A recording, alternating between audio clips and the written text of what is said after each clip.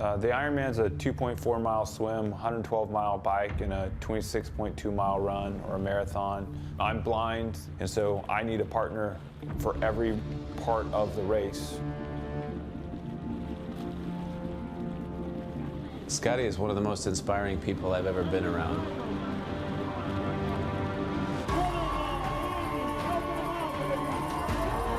He always faces every situation with a positive outlook. And it teaches me a lesson on a near daily basis, just to not take anything for granted. He's always had a good attitude and a funny sense of humor.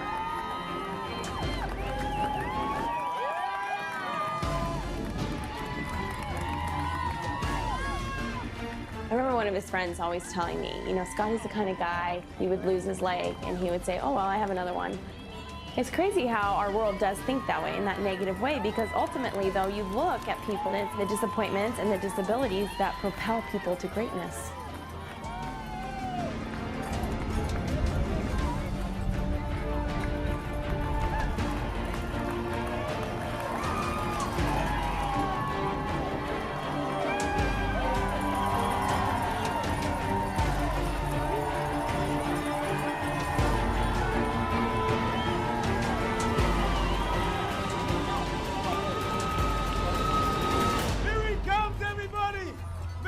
Scotty Smiley, completely blind.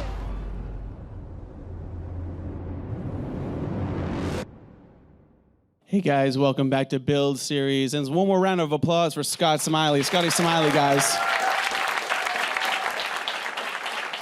Here to talk about his incredible journey to the Ironman and Beat Feat, the documentary that he made out of that journey. I want to start right at that trailer because I feel like you're hearing all those cheers while people were cheering along. I mean, does that take you back to that time, to that Ironman? It does. There's a lot of memories of that day I'd like to forget. It was pretty tough. But in all honesty, on Sherman Avenue, that last quarter mile, I literally felt like I was running on air. It was amazing. It was a great feeling to complete, but it was truly the work and everything that went into it that made it all possible. Yeah, we're going to talk about that work that you did, but I want to get a little bit to the beginning of the story. First of all, your active duty Army. You know, what brought you into the service? What inspired you to join? Yeah, I attended the United States Military Academy here in New York, just north of us, a few miles. And I just really loved the purpose of the military, support and defend the Constitution. It's just something that had meaning and a drive. And as a result of graduating, I joined the United States Army and was a platoon leader and just saw leadership and education just push forward. And then overseas in combat, my first duty station in Mosul, I came face to face with a suicide car bomb. And, you know, unfortunately, after he blew up, I woke up a week later in Walter Reed Army Medical Center, blind the rest of my life, and really began to question life and who I was. But in all honesty, it was the team that surrounded me, supported me, my wife, family, and friends that really gave me a drive to continue forward, to continue to make a difference. Yeah, I think it's hard for us to understand people who haven't been over there. I mean, was your experience in Iraq any different or the same that you were expecting while you were doing that training? It's nothing to what you can expect. It is a different world, a different lifestyle, and in all honesty, the education and the training that we have here in the States is the world's best. But in all true fashion, it's the team that stood beside each other. It's us supporting each other. They gave us the ability to rebuild the country and do an amazing job. Yeah. And you were awarded a Purple Heart. For a round of applause for that, please. Yeah, exactly. For your duty in pointing, for pinpointing out somebody that was carrying a car bomb. I mean, can you tell us a little bit about that experience and how that procedure went down? Yeah, it's tough. Every day we're met by the enemy as trying to thwart the job that we're doing. And I came face to face with a suspicious vehicle. The back end of the car was lower than the front, and made a decision to cordon him off. I yelled at him to get out of his vehicle. I was in a striker vehicle. I felt really protected. And the second time I asked him or yelled at him to get out of his vehicle, he raised his hands off the steering wheel and then let his foot off the brake. And that's when I raised my M4 rifle up and I shot 2 rounds in front of his vehicle, and then he disintegrated himself in the vehicle, sending shrapnel through both of my eyes. And it just, you know, my world, you know, pretty much stopped. Yeah. I mean, I think, the experience of blindness is another thing that I think it's hard for us to imagine. I mean, we can close our eyes and try to think what it would feel like. I mean, what was that first experience when you woke up and you realized that your sight was gone? Yeah, when I realized that I would no longer be able to see, no matter how great a doctor was, they told me they could not fix it. And for me, it was fear. I did not know how to take care of myself, take care of my wonderful wife, Tiffany, that I'd been married to for a little over a year. It was fear, and unfortunately, I became angry. Depression, anxiety, stress, and it's just normal for us humans that we have a hiccup, or we have something affect us in a way that we don't desire. Anger and fear are the result. But for me, again, it was the team that surrounded me, and it was forgiveness, and then beginning to rebuild my life that really enabled me to see I can still have a purpose and still have a meaning in this life. I mean, let's talk about that drive. I mean, you've done a lot of things since that incident, skydiving. I mean, what drives you to do that? I mean, what keeps you motivated through that? Yeah, life's not fun unless you can have fun in life. So I just enjoy staying physically fit, married into a very physically fit family. Just drive to experience the most in life. Push myself educationally, intellectually, physically. Just to be not just an example, but to live the best life I can live. And if you can have fun while doing it, why not? I mean, there's a little bit of a line between living the best life and an Ironman, which for some of us would seem like torture. I mean, what drove you to do the Ironman? Was that something that was on your mind for a long time, or? It was, and who said it wasn't torture? It was pretty tough. But for me, it was just, I'd done triathlons, duathlons, with my siblings, friends, family. And sometimes when you see a challenge that may seem impossible, it's crazy to say, but that's what me and my family always leaned towards. It, as big of a challenge it was, as long as you spent the time, the effort, the 9-12 months prior, anything is possible. And so for me, it was not just a dream, but it became an amazing experience. And tell me about those first conversations where you're like, I'm going to do this, to Tiffany and everybody. Was everybody fully supportive, or did it take a little convincing? It's crazy to know how supportive my wife is of the insane hobbies that I have, whether it's ice climbing, hiking, water skiing, snow skiing. She is the most amazing woman and so supportive. So for me, when she said it, first I had to ask her permission, and she's like, of course, why not? I was like, okay, that means, you kind of do the math. Well, multiple weekends, you won't see me. I'll be on a bicycle, I'll be running, I'll be swimming. But again, it's that team, it's that support of family, friends, and loved ones that really enabled me to reach those goals. Yeah. And do you think you've got 3 boys? Did you think that they understood the process you were going through? Were you explaining, Dad's going to take something on right now? Or? No, they had no clue. And even on the day, the Ironman was in Coeur d'Alene, Idaho, and I think it reached the highest temperature in Coeur d'Alene history, high of about 105. And all my boys did was complain, I'm tired, I want to go play. Why are we watching this man run, swim, and ride his bicycle? But again, it's, both my wife and I love being a great example for our boys, that if we can teach them to push themselves, outside of their comfortability and still know that they can accomplish it, especially with a team, all things are possible. And I look forward to seeing what goals they'll reach. Now, your brother-in-law plays a little bit of a part. He's your partner in crime in this situation. I mean, what made him the right guy, and how did you approach him about this? Yeah, Andy Cooper, who was my partner during the entire race, he had conducted an Ironman prior to that. And, the first time I met him, he had just finished a 13-mile run. And I looked at him like, you're insane. Why would you go on a 13-mile run? And he's like, well, I'm going to do an Ironman. And then that meant you're even more insane than I thought you were. But for me, to know that he had done it, he had the experience. He comes from a very physically fit family. I couldn't have thought of a better partner who, his talent, not just in the pool, on the tandem bicycle, which if you're in the back of a tandem, you're just the engine. You got to have a lot of trust in the person steering, braking, shifting gear, and then also on running. There's step up, step down, slowing down. You stay in tandem. He was the perfect partner, and he was an amazing friend to have along the run. I mean, how'd you guys keep the communication going? I mean, when you're spending that much time with somebody during an Ironman and during the training, did you guys have like a lot of shorthand, or was it a lot of conversation or a lot of quiet time? I unfortunately know how to talk a lot.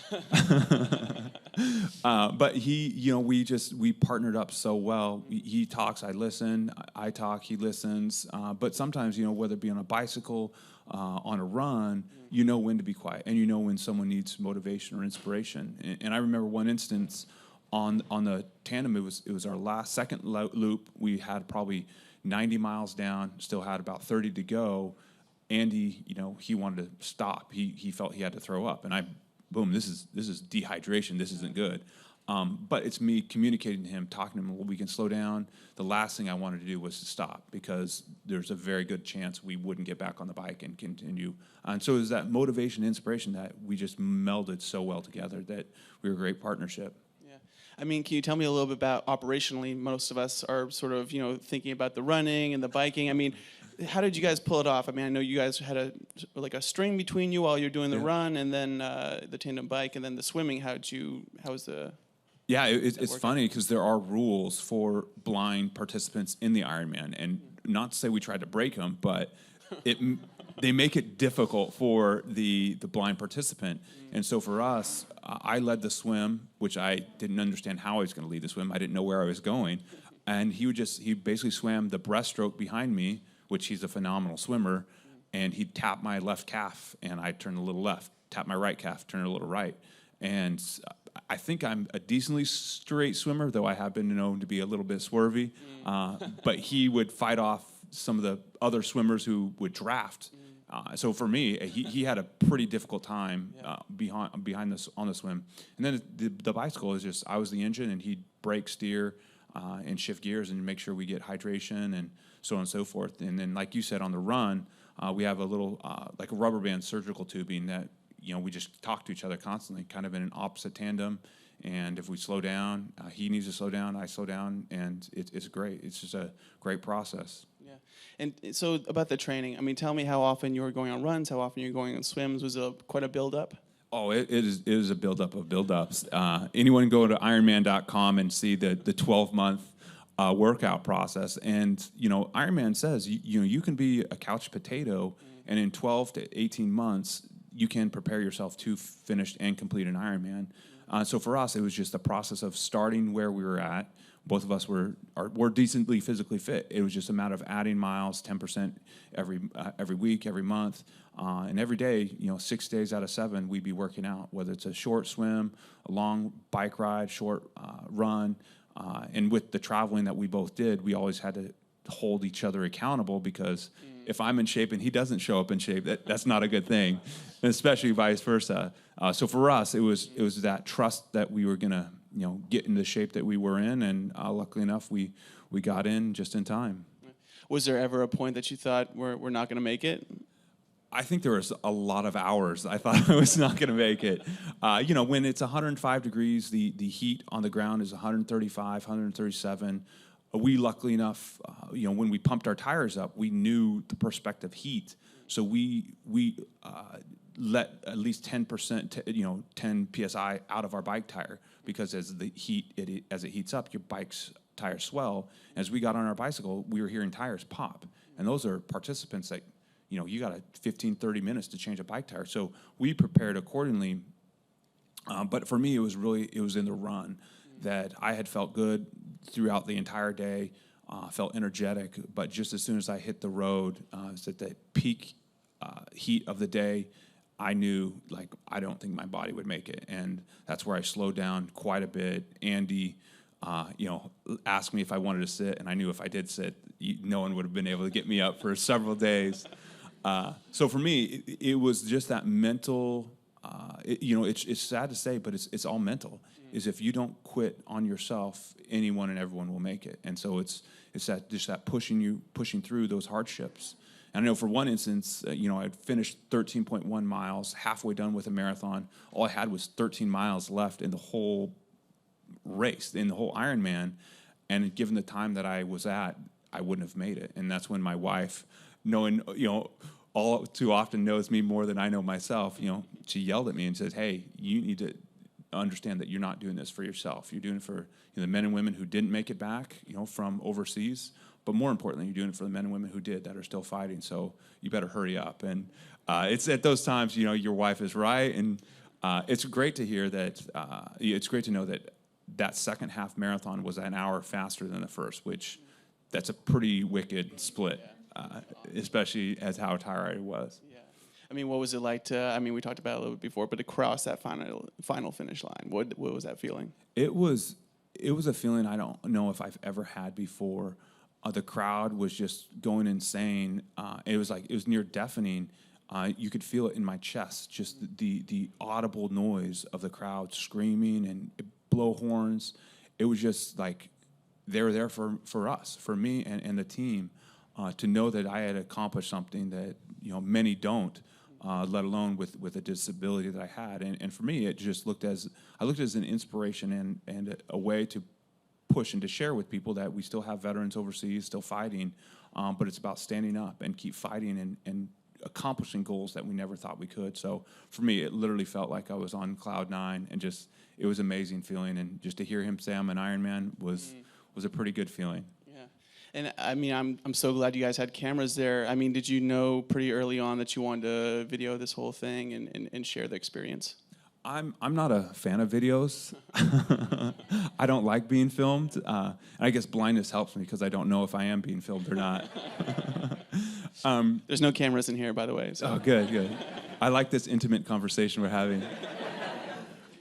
So for me, it was more of my family and just Sky Studios who made the video just wanted to capture something that may not have been captured before. A blind veteran who was injured in combat tried to do something that many thought were impossible. And I think there's a lot of people in the community and elsewhere that thought I may not make it. And so the money that they invested into just doing the video, if I hadn't, that'd have been a pretty Debbie Downer documentary.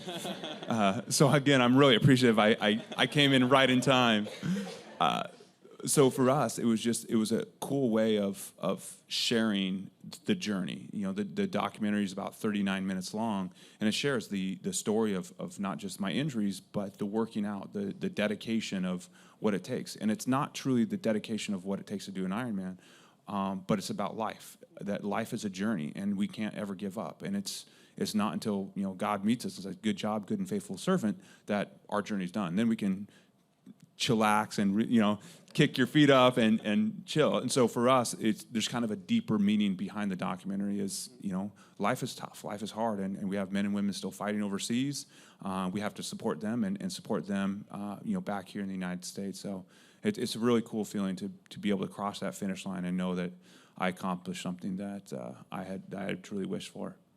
There's a great moment where a fellow participant in the Ironman, walks up next to you and is walking beside you and he's telling you how much you're inspiring people. I mean, I imagine you get those messages all the time. I mean, can you share some of those and what that feels like? Yeah, it's a truly amazing feeling to know, not just other, fans and people in the community are cheering you on, but other Ironman participants, that they're being encouraged because I haven't given up, that I am doing something which many others may not even desire to do.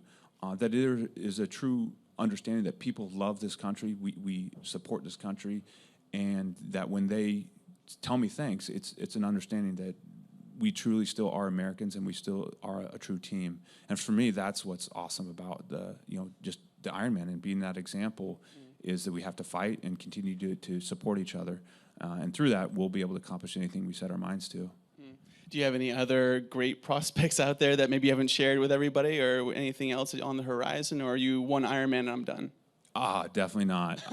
I love the adventure, and I think my wife through that day, it was a little bit more stressful on her than it was on me. And that next morning, waking up, I wasn't sore at all. I had a lot of blisters, but I said, I think I'd like to do another one of those. And she's like, no. But for me, it's about, again, joining the team and having, I got a new tandem bicycle that's amazing. Veterans Airlift Command, it sponsored me on that. Just finding a great team that will work together to begin to train and accomplish more goals as I had before. Yeah, I mean, are there any other, messages you want to share out there with people that are dealing with blindness, and, what would you like to say to them? Yeah, just keep fighting the good fight. Life is definitely worth living, and don't sell yourself short. We ourselves are the first, if we give up on ourselves, that's the person, we're the ones making the decision not to live life and not to live life fully, but to challenge yourself, work outside of the box. And, living life with a disability, it's not fun, but I have an amazing life. I am blessed beyond measure. I just encourage them to continue to live life, no matter what problems, trials that they go through, live life fully and live life completely, and try to accomplish things that you never thought you could. But you surround yourself with a team, because it's that team that has enabled me to do what I'm doing. It's my wife who loves me and supports me in everything that I do. And it's that same attitude that I have towards all that we do, is just become a team, and we'll be able to accomplish more than we ever thought we could. Yeah. I mean, what do you think? How much do you think staying active in the way that you have has helped you? It seems like even like you said, you felt great after, and then there's a 1 month footage that you share, and you're on the treadmill still. So, staying active, do you think that's a key? Oh, by all means, the endorphins. Just as a guy, you always try to look like a stud.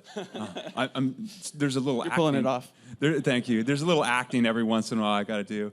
But for me, it's about living life healthily, eating well, working out, living life completely. That as we keep our bodies physically and mentally fit, spiritually strong, we find so much more joy in life. I live life every day, wake up with a smile, seeing what challenges may cross my way, but not look at them as something I want to avoid, but how I can work through, how I can motivate others to work around their challenges. So for me, being physically fit is always a desire that I'll continue to continue to want. Well, you're doing a great job. So we have some questions in the audience, and we're going to start right there. Hi, how are you? First, I just want to thank you for your service to this country. It's amazing. Also, your fervor for life is a really beautiful thing to see here appreciate today. it. However, obviously, the Ironman was a big challenge, but you're a man that likes challenge. So what is the next challenge that you want to tackle? Well, besides another Ironman, those are pretty big challenges. They take up a whole year.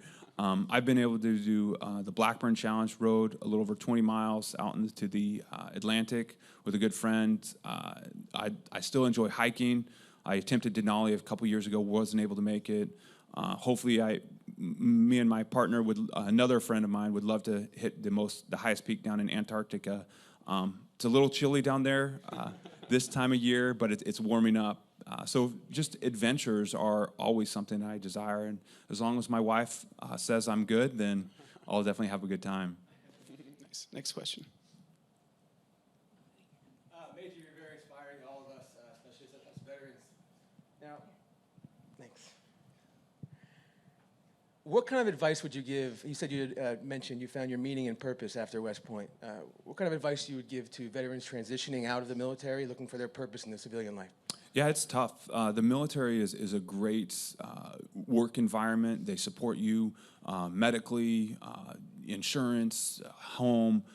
You always have an occupation. I don't know if I ever did a job interview in the military, but once you transition, a lot of that is taken away. And for me, it was difficult. I had a great friend, John Martinko, that I served with, and he called me up. He's like, "Hey, here at Drexel Hamilton would love to hire you as an investment banker." I go, "Huh?" But I'm blind. He's like, "Don't worry about it. We'll take care of you." So it's men and women like that we support each other, and we surround each other to assist in those transitions. And for me, it's just don't have fear. Tackle those challenges dead on and head on, because it's when you have those challenges, it's what you do. If you turn away, you again are the first ones to give up. So you just got to keep pushing forward and search out for your networks, all your friends and loved ones that have served with. They've done it and they're doing it, and they're full speed ahead. And so just seek those, and again build the team that support you, that you can support also. And I think through that process, anyone and everyone will be able to transition successfully. Great. Next question. Hey, Scotty. First off, thanks for your service for this country. Truly inspiring story. I just want to know, were there times during your training or during the race where you kind of doubted yourself? And if you did, how did you get yourself back up and keep going? Yeah, there's a lot of times I wanted to quit. One of the hardest things on an Ironman or any physical activity is the training. If you can successfully pass through the training without any injuries, especially mental injuries, you will definitely be able to be successful. And there was a time about a month out, our training, we had missed several training instances, bike rides, that we almost pulled the plug. We almost didn't do it. But it was people like my wife that says, by no means, you've been training for 9 months, you're not giving up now. And then it's us just signing up for a half Ironman, which even after that, I wanted, like, how can I double this distance and still feel that I want to live? It was miserable. But it's, again, at those times that you surround yourself with those who support you. And I have, again, an amazing wife that supports me in all that I do and all that I am. And it's through that I pick myself up and I said, you know what, tomorrow's going to be a new day. We'll continue with the training ahead, and I know I'll be able to accomplish something. So again, it's when you fall, it's how you pick yourself and how fast you can pick yourself up that really makes the difference between those who are winners and those who are not. Great. One last question. So first, I would like to say thank you very much for your service. Oh, you're welcome. Second, I would like to ask, what do your kids think of you being blind? Do they understand what you're going through? I think my kids kind of understand. I've never seen any of my children. I was blinded a little over 12 years ago, this last April 6th. My oldest son, he just had his 10th birthday.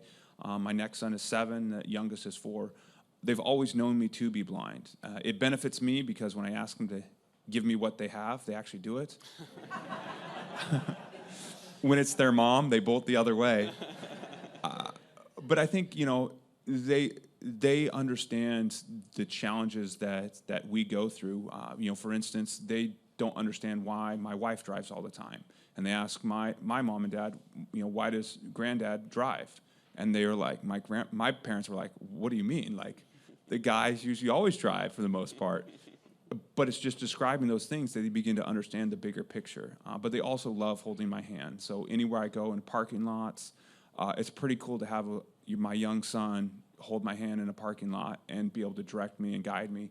And I look forward to hopefully doing a triathlon with them, all three, and I think it'll be a fun experience. But we truly love each other wholly and completely, and I truly want to be the best example I can to them to make them amazing men in this world. So my final question is, how do you play with your kids? How do I play with them? Well, in the pool, I just throw them in the air and hope they know how to swim. No, I have a bell on a basketball and a little beeper on the back of the hoop, so I can kind of play basketball. I happen to be a wrestler, so that comes a little bit more difficult for me. But I run with them. I kick a soccer ball. I usually don't receive it that well. Jump on the trampoline. My flips have decreased exponentially. But I just, I play with them. I play checkers with my youngest son. I don't know how a 4-year-old plays checkers. I just move the chips, and he says that's wrong.